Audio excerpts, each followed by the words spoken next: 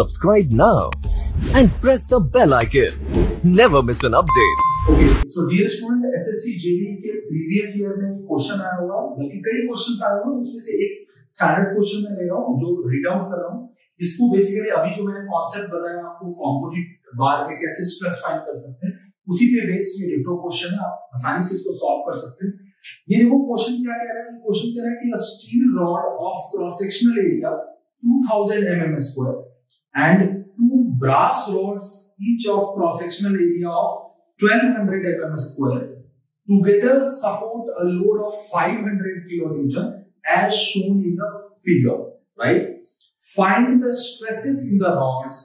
Take E, like Young's modulus for the steel is 2 into 10 to the power 5 Newton per mm square, and E for the brass is, dear student, 1 into 10 to the power 5 Newton per mm square। और एक diagram, एक figure बनाना होगा, वो figure मैं draw कर रहा हूँ dear student। देखो ये फिगर ऐसा बना हुआ है,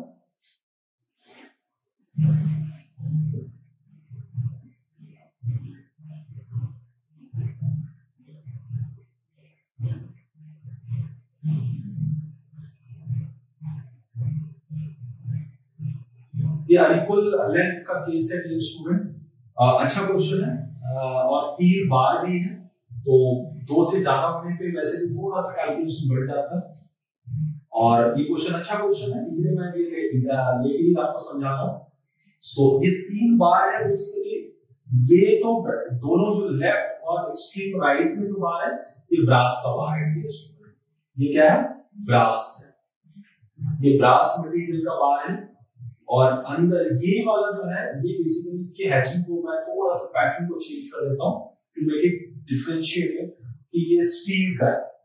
इसको अगर आप देखते हो सो इस टाइप से इसको रिजिडली फिक्स कर दिया गया है जिससे कि ये कंपोजिट मटेरियल की तरह बिहेव करे और सिंगल लोड को बिहेव कर सके। 500 किलोमीटर का लोड लग रहा है, ब्रास के दोनों एक्सट्रीम साइड में ब्रास के बार है, राइट? ब्रास का बार है और जो अंदर है ये स्टील का बार है। ये दिया हुआ स्टील का बार है, 500 किलोमीटर का लोड लग रहा है। और ये जो एक्स्ट्रा लेंथ है स्टील में, ब्रास की जो लेंथ है उससे स्टील कितना एक्स्ट्रा है ये डायग्राम में दिया हुआ डियर स्टूडेंट 100 mm। और ब्रास का जो एरिया डियर स्टूडेंट, अभी मैंने क्वेश्चन पढ़ा, यहाँ से मैं एरिया लिख रहा हूँ। एरिया ब्रास का जो है dear student 1200 mm square, right? और जो स्टील का है डियर स्टूडेंट वो एरिया क्रॉस सेक्शनल एरिया, हालांकि मैंने थोड़ा सा सेम साइज ले लिया बट थोड़ा मोटा आप ले सकते हो, थिकर रॉड, राइट? तो ये बेसिकली क्या है 2000 mm स्क्वायर, राइट? बाकी यंग्स मॉडुलस दिया हुआ dear student E for steel, ये दिया हुआ 2 into 10 to the power 5 newton पर mm स्क्वायर। और E for brass dear student दिया हुआ है 1 into 10 to the power 5 newton पर mm स्क्वायर। एंड इस क्वेश्चन में डियर स्टूडेंट कह रहा है कि आपको ब्रास और स्टील में स्ट्रेस निकालना है, मतलब सिग्मा ब्रास निकालना है आपको और सिग्मा स्टील निकालना है, राइट? ये निकालना है। तो देखो ये टिपिकल केस है जो अभी हमने स्टडी किया कंपोजिट बार का। तो वो जो 2 इक्वेशन मैंने आपको बताया था वही इक्वेशन आपको याद रखना है जो मैं अप्लाई कर रहा हूँ। सी फर्स्ट इक्वेशन कहता है कि जो एक्सटर्नल लोड अप्लाइड होगा व्हिच इज 500 किलोन्यूटन, 500 किलोन्यूटन को न्यूटन बना देते हैं 10 to the power 3 is equal to, अगर मैं पहले लिख दूं P is equal to sigma 1 into A1, मैंने इसको 1 मान लिया ब्रास को और स्टील को 2 मान लिया, तो इस ब्रास में सिग्मा 1 A1 इसका लोड हो जाएगा प्लस स्टील का हो जाएगा सिग्मा 2 A2 प्लस फिर से इस ब्रास का क्या होगा सिग्मा 1 A1, क्योंकि इक्वल साइज का सेम मटेरियल का है तो सिग्मा 1 इसको रीराइट करके मैं 2 sigma 1 A1 plus sigma 2 A2 लिख सकता हूं डियर स्टूडेंट। इसका हिंट मैंने आपको एक्सप्लेन करते टाइम डियर स्टूडेंट बताया था कि अगर लेफ्ट और राइट में सेम मटेरियल के बार और बीच में अलग हो तो ये 2 हो जाता है, राइट? सो अब मैं इसके लिए एक इक्वेशन बना देता हूं, P की जगह ये पुट कर दिया 2 सिग्मा 1, मैंने 1 ब्रास को माना है फॉर एग्जांपल, और एरिया ब्रास का कितना है 1200 प्लस सिग्मा 2 मैंने स्टील एज्यूम किया और इसका डियर स्टूडेंट क्या है 2000। इसको जरा अगर मैं सॉल्व करूं तो 2 0 अगर कॉमन लेके हटा दो डियर स्टूडेंट तो यहाँ पे आपका क्या होगा, ये हो जाएगा 24 sigma 1 if I am not wrong 24 sigma 1 plus 20 sigma 2 is equal to dear student ये क्या हो जाएगा 5000 right. This is the equation number 1। Now ये कैसे हमने लॉजिकल है कहां से ये इक्वेशन आया, जो फर्स्ट कंडीशन है कंपोनेंट बार का। Now the second condition is delta L1 is equal to delta L2। यहाँ पे चूंकि डियर स्टूडेंट दो ही मटेरियल है, मटेरियल तो ये बार ये सब ठीक है बट मटेरियल तो दो ही है ना, ब्रास और स्टील। तो फर्स्ट का एलोकेशन सेकंड का एलोकेशन पर होगा, थर्ड का एलोकेशन और फर्स्ट का एलोकेशन तो सेम ही है, तीन अलग अलग लिखने की जरूरत है। Delta L1 is equal to delta L2। Delta L1 को मैं क्या लिखूंगा sigma 1 into L1 by A1 sorry E1 is equal to sigma 2 into L2 by E2 dear student. यहाँ पे अगर आप देखोगे लेंथ अनइक्वल है इसलिए लेंथ का इफेक्ट आएगा, sigma 1 into L1 L1 is brass की लेंथ डियर स्टूडेंट जो कि नहीं दिया हुआ है, I think it should be there, दिया होगा ये डायग्राम में ही दिया होगा डियर स्टूडेंट 300, ये कितना दिया होगा डियर स्टूडेंट 300 mm दिया होगा, ये देना होगा ना अदरवाइज ये सॉल्व नहीं हो सकता।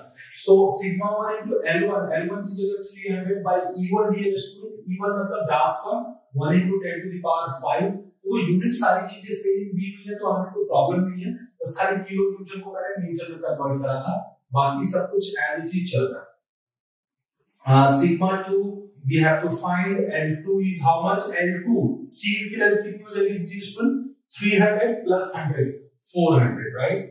सो ये हो जाएगा E2 is what 2 into 10 to the power 5, बहुत आसानी से आप इसको कैंसिल कर सकते हो 2 टाइम्स राइट, और ये यहाँ से 200 और ये 20 से ये 20 यहाँ से 3 sigma 1 is equal to 2 sigma 2 dear student आया।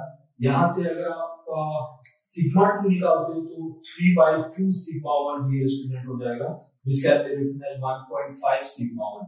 So this is equation 2. Now putting second in first, अगर मैं second को first में put कर देता हूँ, so therefore putting second in first, so अगर first equation में मैं put करूँ तो 24 sigma 1 plus 20 into sigma 2 की जगह डियर स्टूडेंट 1.5 sigma 1 ये हो जाएगा इज इक्वल टू 5000 राइट।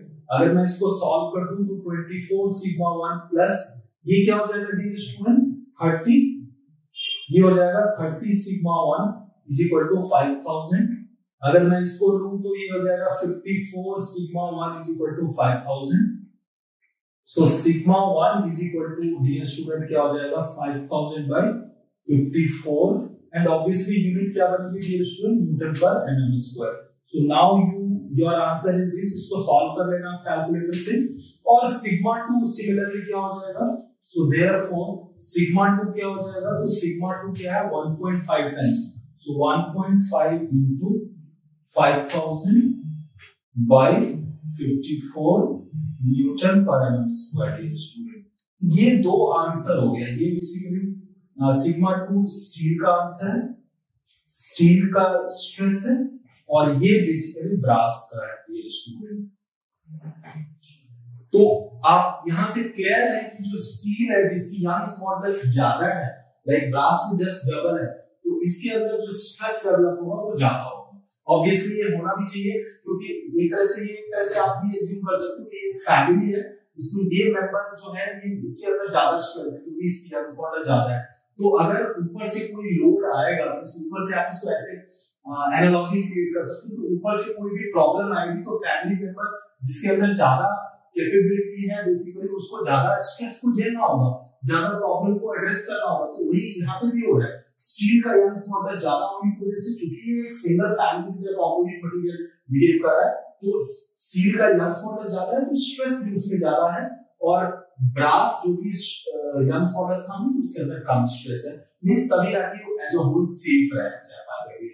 तो आपको याद रखना है या स्ट्रेस उसमें ज्यादा होता है जिसका यंग्स मॉडुलस ज्यादा होता है। So now you came to know कि कंपोजिट बार के प्रॉब्लम को कैसे एड्रेस करते हैं। बहुत सिंपल है, ये दो इक्वेशन, फर्स्ट और सेकंड, ये दो आपको अपने माइंड में मैप रखना है, फ्रेम रखना है, जिससे कि आप इस क्वेश्चन को सॉल्व कर सको।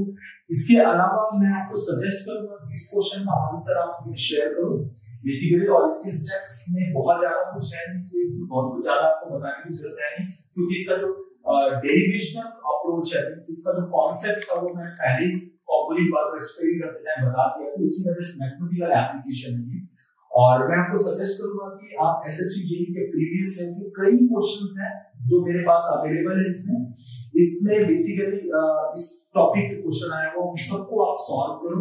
और अगर जिसके पास ये नहीं हो, आप किसी भी standard mechanics of solid strength of material book में स्ट्रेसेस इन कंपोजिट बार पे प्रॉब्लम सॉल्व करो और वहां पे 2-3 क्वेश्चन प्रैक्टिस कर लो। तो आई होप कि ये टॉपिक आपको क्लियर हो जाएगा, और ये बहुत इंपॉर्टेंट है, और ये सब्जेक्टिव क्वेश्चन का स्कोप यहाँ से बनता है, ये आपको याद रखना है dear student. So I hope कि with the completion of this topic of stresses in composite bar, now we have come to the final conclusion, the final step of our whole activities of video series making, कि अब 1-2 point और इसमें add करने से basically हमारा जो simple stress and strain का जो होल कॉन्सेप्ट है वो बेसिकली आपको क्लियर हो जाएगा। और मैं आपको गारंटी के साथ बता सकता हूँ स्ट्रेंथ ऑफ मटेरियल का जो फर्स्ट स्टेप है ये एक तरह से डीप जाइंट है। अगर आपने इसको अच्छे से अंडरस्टैंड कर लिया तो समझो आने वाले जो चैप्टर्स है उसमें काफी आपको कंफर्टेबिलिटी फील होगी। और ये बहुत इंपॉर्टेंट है, not only from exam point of view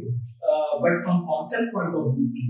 so ये आपको दिमाग में रखना है, और इसको पूरे हमारा जो मेरा लास्ट में जो मैंने 6-7 वीडियोस बनाए उन सबको आप गो थ्रू है, वहां पे मैंने वो सारे पॉइंट्स एड्रेस किए जो एवरेज और बिलो एवरेज स्टूडेंट्स को बेसिकली अंडरस्टैंड करना है।